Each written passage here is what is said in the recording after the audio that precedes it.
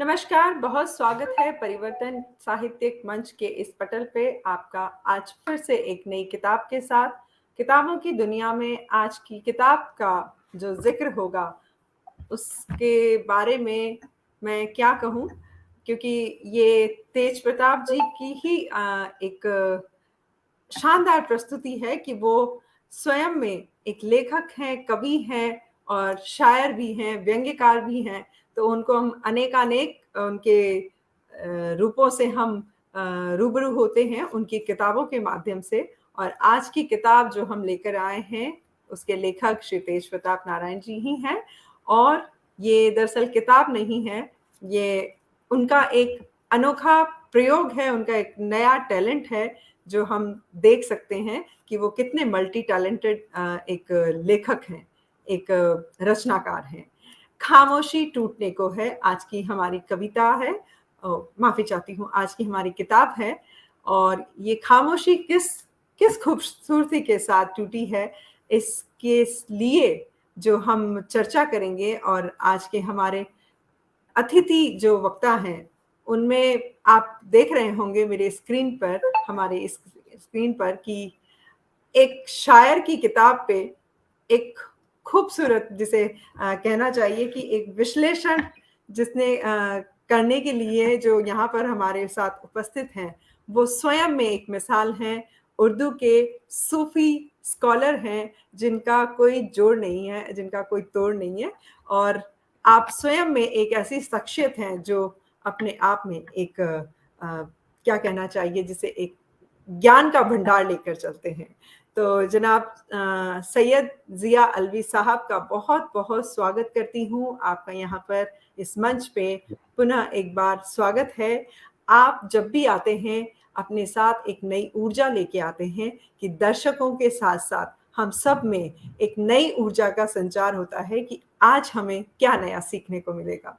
तो जनाब, आप बहुत ही, आपका सानिध्य हमारे लिए लाजवाब है और आपके साथ कोई भी कार्यक्रम करना मेरा सौभाग्य है। सैयद ज़िया अलवी साहब के लिए मैं सभी दर्शकों की ओर से आपको यहाँ पर अभिनंदित करती हूँ और आमंत्रित करते हुए बहुत-बहुत हर्षित हूँ कि आज की हमारी बेहद जो खूबसूरत किताब है, उसकी चर्चा में हम आपके साथ चर्चा और उसके विश्लेषण में आपको सम्मिलित आपके साथ हो रहे हैं।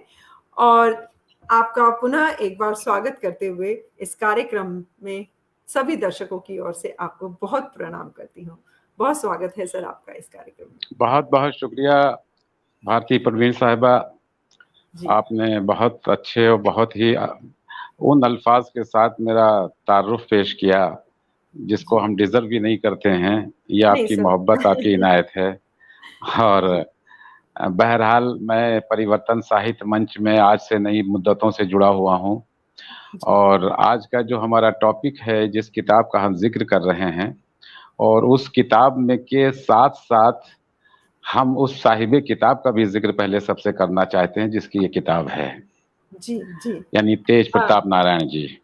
जी, किताब पे हम चर्चा करेंगे ही सर, लेकिन दर्शकों के मध्य आपकी भी, आपने कहा कि आप उसके लायक नहीं, लेकिन मुझे लगता है कि मृग मरीचिका जैसी होती है ना, कि कस्तूरी मृग को पता नहीं होता है कि ये सुगंध कहाँ से आ रही है। तो आप वो कस्तूरी मृग हैं जिसके स्वयं में कस्तूरी छिपी हुई है।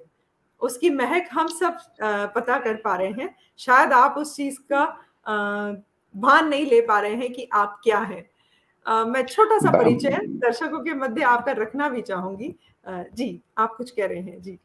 जी, मैं ये अर्ज़ कर रहा था कि आपने बहुत हर आदमी को अपनी तारीफ़ अच्छी लगती है, लेकिन जी। जब तारीफ़ हद से बढ़ जाए, ज़्यादा हो जाए, तो बहरहाल वो अंदर से एक शर्मिंदगी तो महसूस होती है कि हम इस लायक नहीं हैं और आप हमें इस लायक बना रही हैं। जी। ख़ैर, आइए हम बात करते हैं खामोशी टूटने को है। खामोशी टूटने पर। जी।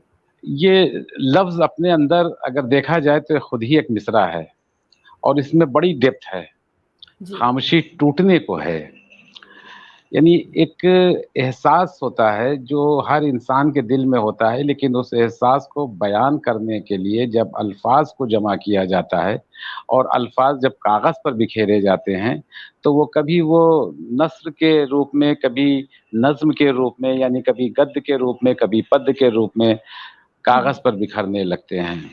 और बेशक। वो रचयिता का, शायर का या नस्र निगार का एक ऐसा जज़्बा होता है जिससे पढ़ने वाला, सुनने वाला, वो कहीं न कहीं, कभी न कभी किसी अपनी ज़िंदगी के किसी परेशानी पर, किसी खुशी पर, किसी हैरत पर, कुछ न कुछ वो अपनी बात महसूस करता है। जैसे किसी का एक शेर है जी, कि कहानी मेरी रुदादे जहाँ मालूम होती है। कहानी मेरी रुदादे जहाँ मालूम होती है, जो सुनता है उसी की दास्ताँ मालूम होती है। वाह! वाह! बहुत जो सुनता है उसी की उसी दास्ताँ की मालूम दास्तान होती मिली। है। तो शायर समाज को आईना दिखाता है। जो समाज में जो गुज़र रहा है, जो हो रहा है या जो उसके साथ हुआ है या जो उसके लोगों के साथ में हुआ है, उन सब का वो व्याख्यान अपनी शायरी में करता है। तेज प्रताप नारायण साहब की जो किताब है खामोशी टूटने को है, इसमें जितनी भी नज़में हैं वो नसरी नज़में कहना चाहिए उनको। एक टाइप ऑफ पोएट्री है हुँ, हुँ। जिसे नसरी नज़्म आजकल सभी लोग लिख रहे हैं, जो बहुत पॉपुलर भी हो रही है। जी, और एक तो होती है आज़ाद नज़्म। तो आज़ाद नज़्म में एक मीटर होता है और रदीफ़ और काफ़िये की क़ैद नहीं होती है, लेकिन जो नसरी नज़्म होती है, उसका इस वक़्त बड़ा क्रेज़ चल रहा है और बहुत लोग लिख रहे हैं। जी, जी। इसमें इनकी ग़ज़लियात भी हैं, जो इन्होंने ग़ज़लें लिखी हैं, और उन ग़ज़लों में जो डेप्थ है, जो अल्फ़ाज़ की जो नशिस्त है, जो सेटिंग है और जिस तरह से इन्होंने अपनी बात का इज़हार किया है, वो यकीनन यकीनन काबिले तारीफ़ है। और हुस्न इत्तेफ़ाक ये भी है कि मेरा भी मज़मून इस किताब में है। जी, जी। और तेज प्रताप साहब के बारे में मैं ये पहले अर्ज़ करना चाहूँगा कि मैं मुद्दतें हो गई, दसियों साल से मेरे उनसे मरासिम हैं और उनसे मेरे राब्ते हैं। लेकिन मैं अभी तक ये नहीं जज कर पाया कि वो इंसान बहुत अच्छे हैं या वो शायर बहुत अच्छे हैं। शायद बहुत अच्छा। बिल्कुल। बल्कि दोनों फ़ील्ड में उनका कोई जवाब नहीं है। जवाब निहायत ही बाइख़्लाक़ इंसान हैं, निहायत ही इज़्ज़त देने वाले इंसान हैं, अपनी परवाह नहीं करते हैं, दूसरों की इज़्ज़त में आगे-पीछे रहते हैं। ये इंसानियत की वो मंज़िल है, जहाँ पर आम इंसान जो हैं, वो नहीं पहुँच पाते हैं। नहीं पहुँचता, बेशक, बेशक। और ये ऐसे ही जो साहिब-ए-दिल लोग होते हैं, उन्हीं के यहाँ शायरी पनपती है। उन्हीं के यहाँ शायरी की आबियारी होती है, उसकी सिंचाई होती है। जी, क्योंकि जिस इंसान का दिल नाज़ुक होता है, जो किसी के दर्द से मचल उठता है, वही शायरी सही कर पाता है, सच्ची कर पाता है। अल्लामा जी। इक़बाल ने शायर के लिए एक मिसाल दी थी कि शायर जो है, वो आँख की तरह है, हुँ, हुँ। आँख की तरह है। जी, यानी आपके जिस्म में जब कभी भी कोई तकलीफ़ कहीं पर भी होती है, तो सबसे पहले उससे जो मुतासिर होती है, इम्प्रेस जो होती वो है, वो आँख आपके होती है। बिल्कुल, बिल्कुल। इसी तरह से समाज में जब कोई कुरीति या कोई बुराई या कोई क्राइम पैदा होता है, तो उसमें सबसे पहले शायर जो है वो उससे मुतासिर होता है, वो उससे इम्प्रेस होता है और उन हालात के लिए वो मचलने लगता है, फिर अल्फ़ाज़ उसके ज़हन में आने लगते हैं और ज़हन में अल्फ़ाज़ जब सिमटने लगते हैं, तो फिर वो मज़मून बन कर के या नज़्म बन कर के या ग़ज़ल बन कर के या शेर निकल बन कर कर के सतह करतास पर यानी कागज़ के ऊपर बिखरने लगते हैं। हमारे तेज प्रताप साहब की ये किताब जो खामोशी टूटने को है, जी, इसमें आप जब देखेंगी, इसकी नज़्में जब आप पढ़ेंगी और हमारे जो भी दर्शक हैं, वो जब पढ़ेंगे, तो उसमें हर नज़्म में मैंने जो महसूस किया है, उसका लबो-लुबाब यही निकल रहा है कि अब खामोशी टूटने को है, कब तक आदमी बर्दाश्त करेगा? बर्दाश्त की लिमिट। जी, बर्दाश्त की एक हद होती है, तो खामोशी टूटने को है यानी कि हम खामोश हैं। ऐसा नहीं है कि मैं भी मुँह में ज़बान रखता हूँ, काश पूछो कि मुद्दा क्या है? वाह! हुँ, गालिब ने बहुत पहले कहा था ये। तो जी, ज़बान तो हर इंसान के पास है, लेकिन शरीफ इंसान जो होता है, जो कलमकार होता है, वो खामोश रहता है। उसके जज़्बात नोक कलम के ज़रिए कागज़ पर बिखरने लगते जी, हैं और वो बेशक। फिर कलम की ताकत जो है वो मेरा अपना नजरिया ये है कि अभी किसी मिसाइल में इतनी ताकत नहीं आई है जितनी कलम में ताकत है। बेशक बेशक और बेशक। उस कलम के मालिक, उस कलम से लिखने वाले हमारे अजीज दोस्त जनाब तेज प्रताप नारायण साहब, एक बहुत अच्छी किताब इन्होंने निकाली, बल्कि मैं तो दुआगो हूँ कि बहुत जल्द इनकी और भी कोई किताब आए और भी जिसमें बिल्कुल ये जो पढ़ने वाले लोग हैं जिन्होंने किताब इनकी पढ़ी है और जो इनके लफ्जों की जहां से इन्होंने गहराई लिखी है, जो भी बात लिखी है।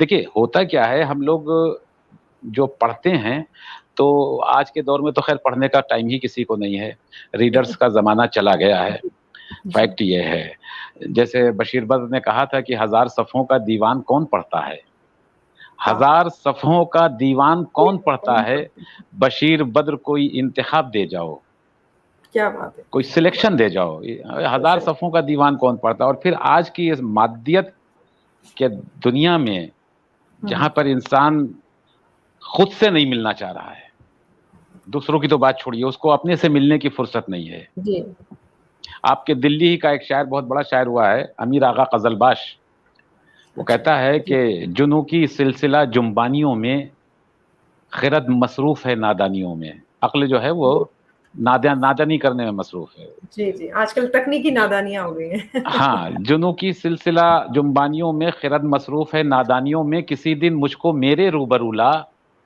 किसी दिन मुझको मेरे मेरे रूप रूबरू ला, इजाफा कर मेरी हैरानियों में, वाह वाह, बहुत खूब। इजाफा कर मेरी मेरी हैरानियों भी में। तो आज के दौर में, जिस दौर में इंसान की मसरूफियत की, उसकी व्यस्तता का ये आलम है कि वो खुद से नहीं मिल पा रहा खुद है, से तो वो नहीं। किताब कहाँ से उठा के पढ़ पाएगा। लेकिन जी ऐसा नहीं है, तमाम दौर आते हैं चले जाते हैं, पढ़ने वाले जो हैं वो आज भी पढ़ते हैं। हमारे जैसे तो हमसे भी और अच्छे हजारों होंगे कि हम लोग कहते हैं कि हमें अगर हम किताब ना पढ़ें तो हमें नींद नहीं आती है, कोई ना कोई इसका किताब अलग होनी अलग चाहिए। नशा है। जी, इसका एक एक अलग अलग नशा रंग है उसका। और अगर जी मेरी बहुत दिलचस्पी किताब में बढ़ गई तो मेरी नींद भी चली जाती है, जी बिल्कुल फिर मैं उसको खत्म करके दम लेता हूँ। जी। तो ये जो किताब है खामोशी टूटने की है, मैं इस पर जिक्र कर रहा था कि खामोशी टूटने की में कोई ज्यादा वक्त नहीं लगता है, और अगर सोचें तो बहुत वक्त लगता है। बिल्कुल क्योंकि जब एक चीज जब प्रेस की जाती है और जब उससे अर्क निकलने लगता है और उसका पानी निकलने लगता है और आप निचोड़ते जाएं निचोड़ते जाएं निचोड़ते जाएं, फिर एक हम्म, बार एक आवाज चट से आती है, चर से आती है, कपड़े फटने की। तो वो जब गला फटने लगता है तब फिर वो आवाजें निकलना शुरू हो जाती हैं। वरना बर्दाश्त की एक लिमिट है, हर चीज की जी एक बर्दाश्त की। भाई हम खामोश रहते हैं, हमारी खामोश मिजाजी हमारा हुस्न है, हमारा जेवर है, लेकिन हम कब तक खामोश रहेंगे। तेज प्रताप साहब की हर गजल में जो आवाज निकल रही है वो एक कर्ब के साथ निकल रही है, एक दर्द के साथ निकल रही है, एक आह के साथ निकल रही है, एक पैगाम के साथ निकल रही है, कि कुछ जी मैसेजेस भी उसमें निकल रहे हैं। मैंने उनकी पूरी किताब पढ़ी और जहां जहां तक मैं, अच्छा मेरे साथ इस वक्त मैं हुआ क्या कि जब ये किताब छपी और तेज साहब ने हमें किताब भेजी, उस वक्त मैं दिल्ली में रहता था। फिर हम्म, कुछ सर्कमस्टांसेस ऐसे हो गए भारती जी कि मैं मेरा रिटायरमेंट हो गया। जी तो कुछ प्लानिंग ये बनी कि हम लोग फिर लखनऊ शिफ्ट हो गए, हम्म, क्योंकि हमारा होम टाउन जो है लखनऊ के पास है। जी तो अब हम इस वक्त अपने यहाँ लखनऊ में हैं, तो अभी जो किताबें वहां से आई थी वो किताबें अभी हम सेट नहीं कर पाए हैं। जी 100 150 200 250 किताबें हैं, तो किताबें हों तब तो आदमी जरा संजो लेता है। जी लेकिन अगर आपके पास 2-3 हज़ार किताबें हों तो फिर उनके रखने के लिए भी टाइम चाहिए, संजोने के उनके लिए लिए समय चाहिए। जी समय चाहिए। तो मैंने बहुत ढूंढा वो किताब, क्योंकि मैंने दिल्ली में पढ़ी थी और अभी हाल ही में पढ़ी है। तो एक बार मैं उसको फिर रिवाइज करना चाह रहा था कि एक बार और मैं देख लूं, ताकि मैं कायदे जी। से इस पर बोल सकूं। लेकिन सर क्या इत्तेफाक। अ, मैं इसी किताब के लिए ही आपसे पूछना चाहूंगी कि दर्शकों में रुचि बनाए हम, तो ये खामोशी टूटने को है सुनकर, या इसके एक शीर्षक को सुन के ये समझ में आ रहा है कि बर्दाश्त, जैसा आपने अभी जिक्र किया कि बर्दाश्त करने की एक सीमा है, उसमें इस तरह के कुछ बताया है, लेकिन क्या सामाजिक मुद्दों को इसमें ज्यादा उठाया गया है या व्यक्तिगत मुद्दों को ज्यादा उठाया गया है? किस तरह से हम इस किताब को देख सकते हैं? देखिए, शायर की अपनी अलग एक इस्तिलाह होती है, अपनी अलग एक स्टाइल होता है, एक अपनी अलग लैंग्वेज होती है। वो जी। किस तरह से लिखता है। कभी-कभी शायर जो होता है, वो अपनी ज़ात से आईना दिखाता है। हम्म। देखिए, चूँकि शायरी जो है, कविता जो है, ये इशारे का नाम है। याद रखिएगा ये बात कि जी।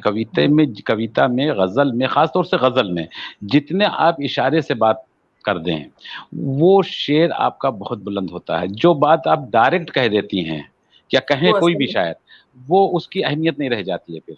फिर वो जी जी। बिल्कुल सामने की बात हो जाती है। हम्म। आप जो भी गुफ्तगू कर रही हैं, जैसे कृष्ण बिहारी नूर का एक शेर मुझे बहुत पसंद है। क्या खूबसूरत शेर है, कहते हैं कृष्ण बिहारी नूर साहब लखनऊ के बहुत बड़े शायरों में हुए हैं। इरशाद। और मुझे भी उनके साथ स्टेज शेयर करने का सौभाग्य प्राप्त है। जी जी। तो कहते हैं कि मैं तो ग़ज़ल सुना के अकेला खड़ा रहा। मैं मैं तो तो गजल ग़ज़ल सुना के अकेला अकेला खड़ा। खड़ा रहा, सब अपने-अपने चाहने वालों में खो गए। वाह! यही तो असली शायरी है। ये असल बहुत शायरी है कि आदमी शायरी सुने तो अपने हालात में चला जाए। शायर ज़रूरी नहीं है कि वो पूरे समाज को के एक-एक किरदार को उठा के पेश करेगा, क्योंकि जी। जो बात शेर में कही जाती है, उसके पास आपके पास इतना सा स्पेस है, इतना सा। इस इतने स्पेस में आपको सारी बात कह देनी है। सारी बात करें। इसीलिए नज़्म जो है, यानी पोएट्री जो है, वो प्रोज़ पर इसीलिए हावी है कि जिस बात को कहने के लिए आपको नॉवेल लिखनी पड़ती है, आपको दास्तान लिखनी पड़ती है, आपको किस्सा वो लिखना तो है। पड़ता है, वो बात ये एक मिसरे और 2 मिसरों में आ जाती है। यानी इसको यूँ कहा जाता है कि कूज़े में दरिया समो दिया जाता है। यानी एक मिट्टी के बिल्कुल। प्याले में पूरे दरिया को उतार दिया जाता है उसमें। ये शायरी की सबसे बड़ी सिनफ है। वही जी। सिनफ, वही खूबी हमारे तेज प्रताप साहब की इस किताब में है कि खामोशी टूटने को है। हुँ। इसमें कभी तो वो समाज की तरफ भी इशारा कर रहे हैं, समाज की ज़बान भी बोल रहे हैं, कभी वो हुँ। अपनी ज़ात से समाज का आईना दिखा रहे हैं। ये बड़े फ़न होते हैं जो हमारे तेज प्रताप साहब में बदर्जा अतम यानी खूब-खूब भरे हुए हैं। मैं जी। माफ़ कीजिएगा, मेरी ज़बान में बहुत से उर्दू के अल्फ़ाज़ आ जाते हैं, मैं कोशिश करता हूँ कि ऐसे मंचों पर जब मैं जाऊँ तो बहुत आसान। ये हमारी हमारी खुशनसीबी है कि आपसे इस कदर हम मतलब उर्दू को सुन पा रहे हैं, क्योंकि उर्दू या संस्कृत या हिंदी भी ले लीजिए, इतनी जिसमें पकड़ है, वो आज का जैसे कहना चाहिए गालिब है या तुलसीदास है। अरे! क्योंकि बहुत बड़ी बात है कि आज भी ये जो कुछ ज़बानें ज़िंदा हैं, वो आप जैसे ज्ञानवान लोगों के कारण ही अभी बची हैं, क्योंकि कुछ शब्दों को आपने बचाए रखा है। तो बहुत अच्छा लगता है आपके मुख से ये उर्दू सुनना। सर, एक मैं इनका शेर पढ़ना चाहूँगी। आपके जी। सामने पढ़ना तो हिमाकत सी है, लेकिन चूँकि नहीं, आप नहीं, कह आप रहे इरशाद हैं फरमाएँ। या तेज प्रताप साहब की इस किताब का ही शेर है कि यूँ तो बहाने बहुत हैं कि कुछ करे नहीं। यूँ तो वाह! बहाने बहुत हैं कुछ करे नहीं, पर चाह अगर हो तो समय निकल ही आता है। तो तेज प्रताप जी की शख्सियत इससे हम अंदाज़ा लगा सकते हैं कि वो एक इलेक्ट्रिकल इंजीनियर, एक भारत सरकार के कर्मचारी हैं। अपने सामाजिक दायित्वों के साथ वो लिखने में कितने प्रतिबद्ध हैं और कितनी खूबसूरती से वो अपने समाज के उन सभी मुद्दों को समेट लेते हैं अपनी किताबों के माध्यम से, अपने शब्दों के माध्यम से, जो कि उन्होंने ये नया प्रयोग, अनूठा प्रयोग किया शायरी के माध्यम से, गज़लों के माध्यम से। तो ऐसी बहुत सी उनकी गज़लें हैं या शायरी हैं जिनमें वो अ, जैसा आपने कहा कि सभी बातों को समेट कर रख देते हैं। तो उनके एक शायर जो आप, क्योंकि सूफ़ी के बहुत बड़े ज्ञाता हैं, तो आप किस नज़र से उनको देखते हैं कि क्या ये जो हुनर है लिखने का, शायरी लिखने का, ये इस प्रयोग में पूरा समाहित है या इसमें अभी और प्रयोग करने की आवश्यकता है? देखिए, आपने जो शेर पढ़ा तेज प्रताप साहब का, बहुत ही सच्ची बात कही है उन्होंने जी। कि अगर आदमी के अंदर कहीं ज़रा-सी ख़्वाहिश होती है, तो वो वक़्त निकल आता है उसके लिए, वो निकाल लेता है वक़्त को हर हाल में। जी। एक बात तो ये कि ये शेर बहुत ही अच्छा शेर है, और इसमें जो जिस बात जो मौजू जो बनाया है, जो सब्जेक्ट जो बयान किया है, वो बहुत ही शानदार है और हाँ सच्चा है। पहली चीज है कि सच्चा है, उसमें हम्म, कोई लफ्फाजी नहीं है, उसमें कोई झूठ नहीं है, बात जी, हकीकत है, हमारे आपके बीच की बात है। कि अगर हम कोई बहाना कर रहे हैं कि हम नहीं पढ़ सकते हैं, हम नहीं लिख सकते हैं, तो वो सिर्फ बहाना ही हो सकता बहाना है, है, क्या बहाना नहीं चाहे है, मिलता हकीकत। है। हाँ, हकीकत नहीं जी, हो सकती है। हकीकत ये जी, है कि अगर आपके पास कोई भी शौक है, और हर आदमी अपने शौक के लिए टाइम निकाल लेता है, चाहे जितना भी बिल्कुल, मसरूफ हो। बिल्कुल। और ये लेखन का जो काम है, लेखनी जो है, ये आसान काम नहीं है। हम्म, मुनव्वर राना कहता है कि ये दूध की नहर तो मैं भी खोद सकता हूँ, ये दूध बिल्कुल, की नहर तो मैं तो भी मैं खोद भी सकता हूँ, मजा तो जब है कि फरहाद शेर कहने लगे। वाह, बहुत अब बहुत गजब, बहुत गजब। फरहाद का ये शौक था कि हम शीरी के लिए दूध की नहर खोद के ले आएंगे। तो ये तो एक जुनून था, खोदी उसने। जी, लेकिन शेर कहना हर एक के बस का नहीं है। और नहीं शेर है, वही कह सकता है जिसके सीने में एक तड़पता हुआ दर्दमंद दिल होगा, जो बिल्कुल। जो बात तो उस कहने के मर्म लिए को जी उसको। जाओ, जी, जी। जी, उस मर्म को जो जी सके वो वही शेर कह सकता है, उस दर्द हाँ, को। वही शेर कह सकता है। अब जी, आपने सूफिज्म पर बात की, सूफियाना गुफ्तगू की। देखिए, हर इंसान में सूफिज्म होता है, आप में भी है, हम्म, हर शख्स जी, में है। हम्म, सूफिज्म क्या है? इसको कहते हैं अध्यात्म, हिंदी जबान में। हम्म, इंग्लिश में कहिए स्पिरिचुअलिटी कहते हैं। हम्म, कोई भी मजहब हो, कोई भी धर्म हो, उस जी, धर्म की रूह, उसकी आत्मा, उसकी सोल जो है वो स्पिरिचुअलिटी है, बेशक, सूफिज्म है, तसव्वुफ है, अध्यात्म है। हम्म, ये बातें हर इंसान के दिल में होती हैं। लेकिन बस यही है कि हमारा दिल जो है, इसके अंदर हजारों शैतान भी हैं और हजारों रहमान भी हैं। हम हम्म, किसको अपने अंदर से बाहर निकालते हैं? हम्म, शैतान को बाहर निकालते हैं या रहमान को बाहर निकालते हैं? ये ये हम हमारे पर। ज़हनी फ़िक्र पर डिपेंड करता है कि हमारा ज़हन किधर लगा हुआ है। जी, जी, सूफियाना शायरी को लोग अमूमन ये समझते हैं कि जहाँ पर मौला, जहाँ पर रब, जहाँ पर खुदा, जहाँ पर करम, ऐसे अल्फाज आए तो वो सूफियाना शायरी होती है। हाँ, ऐसा हाँ, नहीं है। आपके जी, लफ्ज़ों में, आपके बोलचाल में, आपके मामलात में बहुत से सूफियाना बातें हुआ करती हैं। कभी-कभी आप कोई लफ्ज़ बोल देते हैं, उसमें सूफीज़्म होता है। हम तो जी, अक्सर भजन भी सुना करते हैं, हमको उसमें भी अध्यात्म नज़र आता है। अब लोग उसको नहीं समझ सकते, मैं उसको समझ पाता हूँ। मेरे अंदर का जो विजदान है, जो मेरा अस्तित्व है, वो महसूस करता है। हमारे तेज साहब के अंदर भी तमाम खूबियाँ हमने देखी हैं, और उनकी शायरी में ख़ास तौर से उनके जी, जी, उनसे तो मुलाकातें होती रहती हैं, लेकिन उनकी जो किताब में मैंने जो उनके पढ़ी हैं, और जो नज़्में उन्होंने जिस तरह से लिखी हैं, और ग़ज़लों में कहीं-कहीं पर कोई बड़ी अनोखी बात कह गए हैं। जी, ऐसी जी, अनोखी बात कह गए हैं, जो फ़िलॉसफ़ी भी है, मंतिक भी है, और तसव्वुफ़ भी है, यानी सूफ़ीज़्म भी है। जहाँ-जहाँ पर उन्होंने बात की है, और सच्चाई के साथ बात की है। सबसे बड़ी खूबी उनकी ये है कि उन्होंने जी, सच्चाई के साथ बात की है। जी, जी, जैसा मेरी ज़बान में शायद वो बहुत अच्छा ना लगे, उसे आप एक बार रिपीट कीजिएगा, लेकिन एक उन्हीं का है कि कहते हैं आपकी पहचान नहीं कहते हैं आप कि पहचान नहीं पाते मुझे। कहते हैं हुँ। कि आप पहचान नहीं पाते मुझे, चेहरा भी आपका बिल्कुल मुझे है याद नहीं। सर इसे आप थोड़ा-सा करेक्शन फॉर्म में पढ़िए। ये हमारे बस की बात नहीं। चेहरा भी आपका, आपका चेहरा भी बिल्कुल आपका, मुझे है याद नहीं। चेहरा भी आपका मुझे बिल्कुल है याद नहीं। जी। ये फ्लो के साथ इस तरह पढ़ा जाएगा। देखिए, शायरी को एक चीज़ और बताएँ कि शायरी शेर पढ़ने में, अगर इस पढ़ने में भी एक बैलेंस होता है। एक बैलेंस है, अगर आप बिल्कुल। ठहर गए और रुक गए कहीं पर, तो फिर वो जो फ्लो तो है, वो जो मज़ा रवानी है, वो जब टूट जाती है तो लगता है कि शेर बेबहर हो गया, यानी डिसबैलेंस हो गया मिसरा। बिल्कुल, देखिए, मैंने बिल्कुल। हमेशा ये बात कही है कि शायरी जो है वो बहुत अहम चीज़ है। दुनिया की सारी मज़हबी किताबें शायरी पर ही बेस करती हैं। कोई भी जो है वो गद्य में नहीं है, कोई भी किताब प्रोज में नहीं है, सब पोइट्री पोइटिक फॉर्म में है, किसी भी फॉर्म में, मतलब कोई भी किताब आप किसी भी मजहब की उठा लें वो पोइटिक फॉर्म में इसीलिए है क्योंकि उसमें एक रिदम होता है, उसमें एक बैलेंस होता है, उसमें एक फ्लो होता है, उसमें एक रवानी होती है। वो अगर कहीं से कोई भी लफ्ज, कोई भी मात्रा इधर उधर हो जाएगी तब भी आदमी कह देगा नहीं नहीं कुछ गलत हो रहा, समथिंग इज रॉन्ग हियर, और वो है ना? भाव भी कहीं ना कहीं आ वो पाता भाव भी है जो। बदल जाते हैं। तो बिल्कुल। ये जो बात भी शेर आपने पढ़ा, एक बार फिर से पढ़िए। मैं कोशिश करती हूँ। कहते हैं जी। आपकी पहचान नहीं पाते मुझे, हम्म। कहते हैं आपकी पहचान नहीं पाते मुझे, चेहरा भी आपका बिल्कुल मुझे है याद नहीं। मुझे है याद नहीं। जी। अब देखिए ये जो बात है, हर बात में आप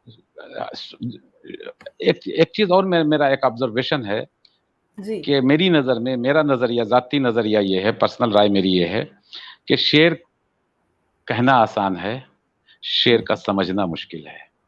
समझना मुश्किल है, बिल्कुल। शेर का समझना मुश्किल है। आप अपने तौर से समझ सकते हैं, शायर ने क्या सोचा है वो समझना नामुमकिन है। शायर ने ये क्या सोच के लिखा है उसकी उसकी फिक्र तक हमारा जहन मजबूर है पहुंचने से। इसीलिए शायद कभी-कभी एकदम पढ़ते ही हर किसी को हर शेर समझ में नहीं आता है। हाँ, हर किसी को शेर समझ में नहीं आता है। अच्छा, वो अगर अपने किसी मामलात से जोड़ करके देखेगा तो उसकी समझ में आ जाता है, क्योंकि कवि के बारे में हिंदी में बड़ा मशहूर वो मकूला है, कोटेशन है कि जहां न पहुंचे रवि वहां, जहां न पहुंचे रवि वहां पहुंचे कवि।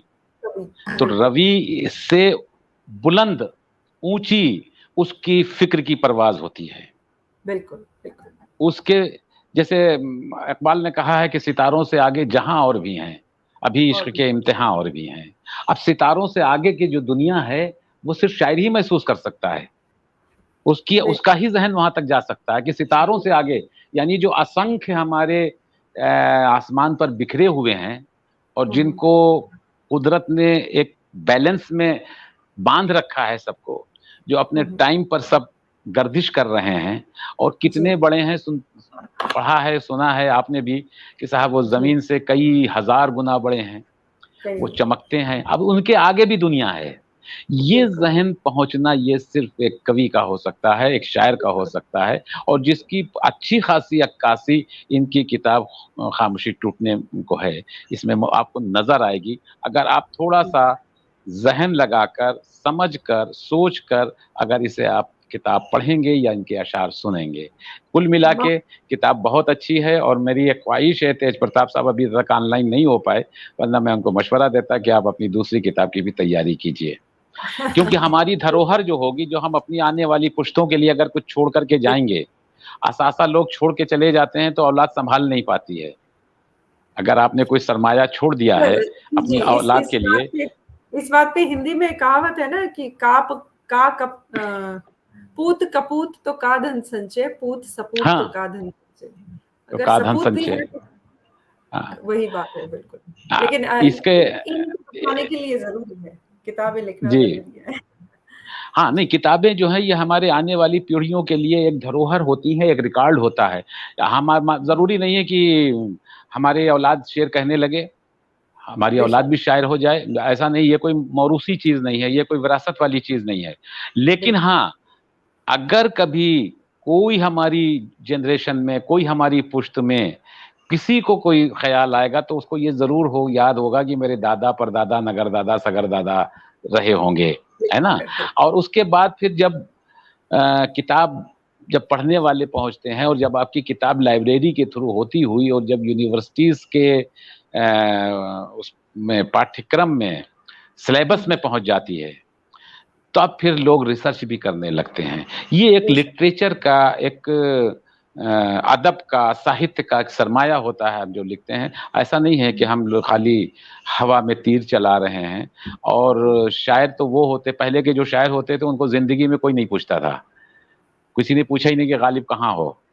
लेकिन मरने के बाद गालिब गालिब हो पूछने गए, पूजे जाने लगे, और दिल्ली में उनका ऐवान गालिब भी बन गया, और क्या नाम है, गालिब के गालिब नाम पे लाइब्रेरी। कई घर चल रहे हैं। हाँ, कई घर चल रहे हैं गालिब के नाम से, लेकिन ज़िंदगी उनकी कैसी गुज़री है, हर आदमी जानता है। ज़रूरी नहीं है कि आपको ज़िंदगी में आपका, क्योंकि ये काम ऐसा होता है। अच्छा, एक चीज़ और याद रखिएगा भारती जी, जी। किताब की अहमियत हुँ, हुँ। 50 साल बाद शुरू होती है। आहा! क्या खूब बात है। किताब आज आपने लिख दी तो आज उसकी अहमियत नहीं है कोई। जी, जी। और दूसरी चीज़, आज के दौर में किताब, शायरी की किताब पढ़ने वाले बहुत ही कम लोग हैं। ये जब से ये गूगल यूनिवर्सिटी और व्हाट्सएप यूनिवर्सिटी शुरू हुई हैं, बिल्कुल, तो बिल्कुल। जो थोड़ा बहुत जो ज़ौक़ था वो भी ख़त्म हो रहा है। जी, हमें जी। ज़रूरत ये है, अब आप देखिए कि इसमें कितने शेर, किसके बेतुके शेर, बेतुकी बातें, और नाम जोड़ देंगे मीर का, गालिब का, कालिदास महज़ का, महज़ महज़ हाँ, तुकबंदी शायद हो जाती है और वो महज़ शेर बन जाता तुकबंदी करके और बड़े-बड़ों के नाम जोड़ देते हैं। तो है। आदमी बेशक। सोचता है कि गालिब ऐसे शायर थे, मीर ऐसे शायर थे, या फलाँ जी। ऐसे शायर थे, नहीं है। उसका एक अपना अलग मुक़ाम होता है। ये जो बहुत सी ये हमारे ज़रूरियात की चीज़ें हैं, ये ज़िंदगी में बहुत बड़ी ज़रूरत बन गई है, ये सोशल मीडिया, हमारे इंस्ट्रूमेंट्स, लैपटॉप हो, मोबाइल हो, बहुत से हमारे ज़िंदगी में काम कर रहे हैं। लेकिन इसमें बहुत ही मिसगाइड इन्फॉर्मेशंस भी मिलती रहती हैं, क्योंकि इसमें डालने वाले हम ही लोग हैं। हुँ, हुँ। आधा सर ठीक वो है ना? कहते हैं ना अधूरा ज्ञान ज़्यादा खतरनाक है, तो वो बहुत बात है शायद खतरनाक इस। होता है। जी, जी, हुँ। बिल्कुल सही आपने कहा कि अधूरा ज्ञान जो है वो बहुत ही खतरनाक होता है। वो आदमी कहीं का फिर नहीं रहता है। जी, जी। बहरहाल ये बहुत अच्छी किताब है। मैं अपने जो जो भी लोग इस प्रोग्राम को देख रहे हैं, मेरी पर्सनल राय है कि वो खामोशी इसे टूटने को पढ़ना है, चाहिए। बिल्कुल। पढ़िए और उसको महसूस कीजिए। पहले इसके शीर्षक में, इसके उन्वान में जो इसका टाइटल है, इसी के अंदर कितनी डेप्थ है। बिल्कुल, खामोशी बिल्कुल, टूटने को है। इसके बिल्कुल। अंदर बहुत बड़ी डेप्थ है। डेप्थ है। इसलिए फिर ये किताब वाक़ई बहुत अहमियत की हामिल है, ये और मैं व्यक्तिगत मुबारकबाद। व्यक्तिगत अनुभव मैं बताना चाहूँगी क जब मैंने ये किताब पढ़ी इस कार्यक्रम के लिए ही, तो मुझे खुद में लगा कि मैं किनके सानिध्य में हूँ। तेज प्रताप जी को एक गुरु के तौर पे अगर देखें तो इनसे बहुत कुछ सीखा जा सकता है। सिर्फ़ इस किताब एक भी किताब अगर किसी ने इसको बहुत ध्यान से पढ़ लिया सर की किताब को, तो वो समझ सकते हैं कि इनमें कितनी गहराई है, कितनी कितनी क्षमता है सोचने की, किसी विचार को पनपता है तो उसे कितना वो स्वयं में समेटते हैं, फिर उसको बाहर निकालते हैं अपने शब्दों के माध्यम से। बहुत खूबसूरती से लिखते हैं। सर मैं आपकी ओर भी रुख करना चाहूँगी थोड़ा-सा क्योंकि हमारी बात शुरू ही हो गई। आपका जो परिचय है वो दर्शकों के मध्य रह गया था। आपने सूफ़ी के ऊपर जैसे काफ़ी सारी पुस्तकें लिखी हैं, आपकी 10 से भी ज़्यादा किताबें हैं और राष्ट्रीय, अंतर्राष्ट्रीय स्तर पर आप सूफ़ी को अ, बात एक-दूसरे से चर्चा करते हैं। तो सूफ़ीज़्म को समझने के लिए हमें किस तरह का रास्ता अपनाया जाए? क्या ये जैसे अध्यात्म आपने कहा कि सूफ़ीज़्म अध्यात्म ही है, तो एक तो स्वयं में होता है, एक हम जो दुनिया से सीखते हैं वो होता है। तो आप किस ओर रुख करते हैं? मैं आपसे जानना चाहूँगी।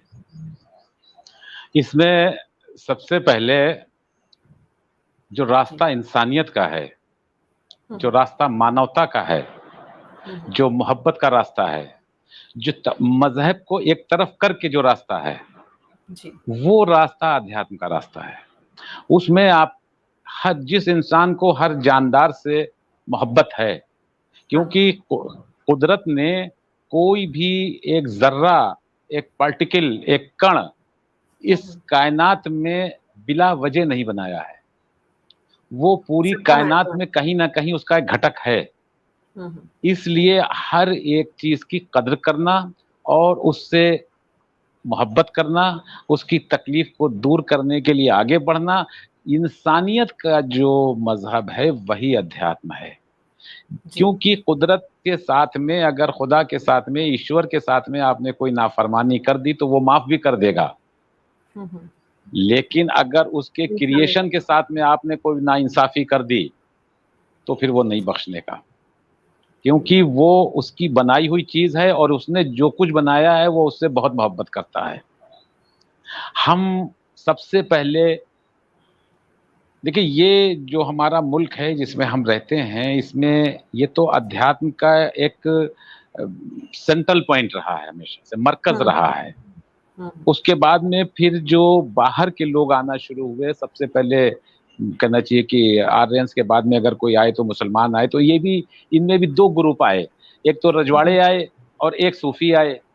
सूफी और ऋषि मिल करके सूफी संत बने, और इन्होंने जिस कल्चर को डेवलप किया कि हम आपकी परेशानी में हाजिर हैं, आप हमारी तकलीफ में शरीक हो जाएं, इससे बड़ा कोई मजहब नहीं है, मजहब नहीं, इससे बड़ा कोई पुण्य का काम है ही नहीं कि अगर हमने इंसान को इंसान से जोड़ा। मुझे, चूंकि मैं बहुत बड़ा फैन हूँ रूमी का, तो मैं एक शेर आपको सुनाता हूँ, हालांकि वो फारसी में है, लेकिन मैं उसके माने भी बताऊंगा आपको। फरमाते हैं कि तू बराए वस्ल करदा नाम दी, तू बराए वस्ल करदा नाम दी, नए बराए फसल करदा नाम दी। तू जो आया है वो मिलने मिलाने के लिए आया, वस्ल करने के लिए आया है, फासला पैदा करने के लिए तो तू नहीं आया है। तेरा काम है कि एक इंसान से दूसरे इंसान तक एक पुल बनाना, जो दूरियां हैं उनको खत्म करना, जो फासले हैं उनको खत्म करना, और नजदीकियों को करीब से करीब करना। ये एक सूफी का, एक ऋषि का, एक संत का, एक मुनि का सबसे पहला काम है। जब ये काम होता है, क्योंकि ये दिल जो है ये उसके विराजमान की जगह है, ये खाली एक ऑर्गन्स नहीं है, इसमें उस मालिक का, ईश्वर का, खुदा का वो उसमें इसका ये गुजरगाह है उसकी, इसमें आता है वो, उसका ख्याल आता है, उसका एहसास आता है, उसकी तजल्ली आती है, तब उसका मुकाम जो है वो कुछ उस इंसान का बुलंद होता है, जब वो मजहब इंसानियत को अपना लेता है। तो सबसे बड़ा मजहब ही इंसानियत है, बेशक इंसानियत, मानवता से बड़ा कोई धर्म नहीं है। बिल्कुल बिल्कुल। और ये हर जीव के रूप में समाहित है ईश्वर। तो जी, जो आपने कहा, कुदरत में हर जो चीज ईश्वर की बनाई है या अल्लाह की बनाई हुई है, वो सब उसकी खुद की एक नेमत है, वो खुद उसमें समाहित है। तो कभी फिर आपसे इस पर गुफ्तगू करेंगे, क्योंकि अध्यात्म का भी हमने थोड़ा बहुत मुताला किया है, स्टडी की है, कि जो वेदांत दर्शन है हमारा, और वेदांत दर्शन के जो 4 प्रकार हैं, द्वैत, अद्वैत, अद्वैत विशिष्ट, अद्वैत शुद्ध, इसी तरह से इस्लामिक सूफिज्म में भी 4 ही कॉन्सेप्ट्स हैं, और वो दोनों में इतनी आपस में हमाहंगी है, आपस में इतनी समानता है, आपस में इतनी सिमिलरिटी है कि उसको जब आप पढ़ेंगी तो आपको कुछ गैर कोई चीज दूसरी लगेगी ही नहीं। अभी मैं इसी टॉपिक पर मेरी एक स्पीच थी भोपाल में, तो वहाँ के संस्कृत साहित्य परिषद और उर्दू एकेडमी ने मिल करके यही टॉपिक रखा था कि वहदतुल वजूद और वेदांत दर्शन। वहदतुल वजूद यानी वहदत का, खुदा का अस्तित्व में होना, और वेदांत दर्शन हमारा क्या कहता है। इस पर एक बहुत अच्छा एक हमारा सेमिनार भी था और सूफियाना मुशायरा भी था, वो सब खैर अभी 12 तारीख को हुआ।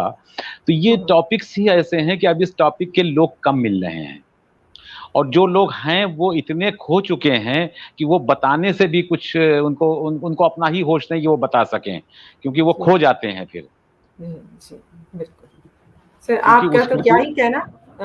इसमें आप कितने प्रगाढ़ता रखते हैं, वो तो आप राष्ट्रीय अंतर्राष्ट्रीय मंचों पे इस बात को बखूबी बहुत खूबसूरती से पेश करते हैं। इसलिए हम कहीं ना कहीं थोड़े लालची हो जाते हैं कि आपको जो थोड़ा सा समय है उसे हम कितना आपसे ले सके, तो ये लालच स्वयं पनप जाता है कि आपके सामने हम क्या क्या पूछ लें, क्या क्या ले लें। तो जैसे खुदा मिल जाए और उससे हम सब मांग लें ना, वही बात हो जाती है। अरे भारती जी, अरे भारती जी, आप तो, हम तो हाजिर रहते हैं, और बल्कि हम कोशिश में भी रहते हैं कि किसी से जो भी हमें, जितना हमें आता है लोग हमसे ले लें, और जो उनके पास है उसमें से एक कतरा हमें भी दे दें।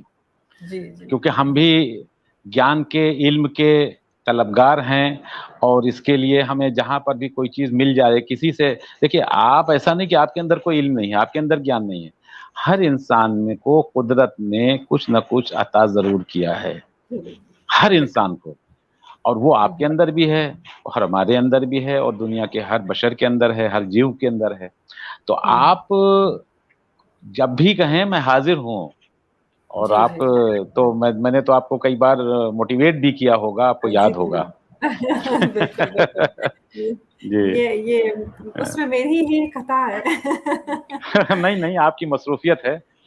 जी। तेज सर की इस किताब पे हम चर्चा कर रहे थे, तो ये मैं क्या कहूँ कि बहुत खूबसूरत किताब है, और आपके शब्दों से दर्शकों को एक संदेश के रूप में एक अंतिम संदेश के रूप में आपसे कहलवाना चाहूंगी कि इस किताब को पढ़ें, तो इसके लिए क्या ऐसी चीज है जो उनमें ललक पैदा करती है? एक एक अंतिम बात के रूप में मैं आपसे कहना चाहूंगी। देखिए, किताब को, कोई भी किताब हो, किताब जब आप पढ़ते हैं तो कोई ना कोई नॉलेज आपको ज़रूर मिलती है, और अगर आपके इंटरेस्ट की किताब हो तो आपको बहुत कुछ मिल सकता है। जी। किताब को पढ़ने के लिए सबसे पहले एक इंटरेस्ट की ज़रूरत है। अगर आपका इंटरेस्ट क्रिएट नहीं है, आप अपना इंटरेस्ट ज़ाहिर नहीं हो रहा है, तो फिर आपके पढ़ने से कोई फ़ायदा नहीं है। है ना? पढ़ने से आ, शायरी में पढ़ने की सबसे बड़ी खूबी ये होती है कि शायरी को पढ़ने के बाद ज़हन में एक तस्वीर बनती है, एक फ़िल्म बन जाती है, और उस फ़िल्म से आपको बहुत सी चीज़ें आपके ज़हन में उतर जाती हैं। उतर जाती इस किताब को पढ़ने के लिए मैं सभी दर्शकों से गुज़ारिश करता हूँ कि जिन्हें शौक है पढ़ने का, मैं सबके लिए नहीं ऑफ़र करता हूँ, मैं अपनी किताब के लिए नहीं कहता हूँ कि मेरी किताब पढ़िए, लेकिन जो साहिबे ज़ौक़ हैं, जिनको ज़ौक़ है, वो इस किताब को पढ़ें, और इस किताब को पढ़ने के बाद में अगर अगर इंटरेस्ट के साथ में, अपने ज़ौक़ के साथ में पढ़ेंगे, तो आपको ज़रूर कुछ ऐसी चीज़ें मिलेंगी, जिस पर आप खुद सोचेंगे। और दरअसल इंसान जब कोई शायर बनता है या कोई शायरा बनती है, कोई खातून, तो उसके लिए सबसे पहली चीज़ जो होती है, या तो वो सुन के बनती है या वो पढ़ के बनती है। पढ़ के बनते हैं। अच्छा। जी। कोई ना कोई चीज़ सुन के और पढ़ के आदमी कुछ बनता। हम भी कभी ऐसा थोड़ी था कि हमने कोई माँ के पेट से शायरी सीख के हम आए। सीखते सीखने रहे, के सुनते रहे, पढ़ते रहे, सुनते रहे, फिर शुद्ध-बुद्ध भी शुरू हो गई। फिर ये शायरी, अब ये थोड़ी कि हम शेर कहना शुरू करें। अब इस उम्र में आकर के मुझे ये इतना पता चला कि हाँ, हमें कुछ बहर में लफ्ज़ों को जोड़ना आता है। अभी तक इतना मैं अपने बारे में समझ पाया। लोग मुझे कुछ भी कहते रहें, लोगों का क्या। जी। जी, तो जी। ये किताब बहुत अच्छी है, और इसमें बहुत डेप्थ के साथ नज़्में भी लिखी गई हैं, ग़ज़लें भी लिखी गई हैं, और जितनी भी नज़्में हैं उनमें कोई न कोई मैसेजेस हैं, फ़लसफ़ा है, और सूफ़ीज़्म भी कहीं-कहीं आपको इसकी झलक मिलती जाएगी। इसलिए इस किताब का पढ़ना साहिब ज़ौक़ के लिए ज़रूरी है। बहुत ज़रूरी है, बिल्कुल, बहुत धन्यवाद सर। बहुत शुक्रिया, थैंक यू सो मच।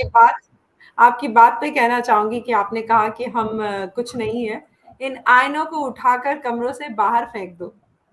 हुँ। बेअदब ये कह रहे हैं कि हम पुराने हो गए हैं। सर, अभी तो शुरुआत हुई है, तो इसीलिए अभी अभी आप सीख रहे हैं, लेकिन हम आपके पीछे लगे हैं कि हम आपसे कितना सीख सकते हैं।